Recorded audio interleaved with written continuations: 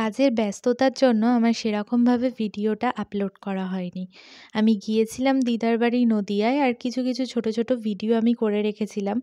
ভাবলাম যে সেগুলোই তোমাদের সাথে শেয়ার করি। আর আমাকে বোন বলল, চলো তোমাকে একটু ক্ষেত ঘুরিয়ে আনি। আর এইখানে দেখো প্রচুর বেগুন চাষ হয়েছে। আর বেগুনের লোভ না নিতে পেরে একটা বেগুন আমি তুলেই নিয়েছিলাম। আর এখানে শুধু বেগুন নয়, বেগুনের সাথে সাথে ঢ্যাঁড়স, পটল, মূলো আরও অনেক কিছু চাষ হয় এখানে।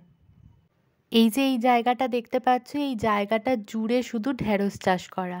আর এইখানে দেখো, এখানে বড় বড় লেবু হয়ে আছে, পুরো জায়গাটা জুড়ে লেবু চাষ করা হয়েছে। আর এখানে আছে ফুলকপি আর মূলো। আমরা তো প্রতিদিন বাজারে যাই, বাজারে গিয়ে আনাজ হাতে নিয়ে, সবজি হাতে নিয়ে কিনি, কিন্তু খেতে এসে ঘুরে দেখার আনন্দটাই আলাদা।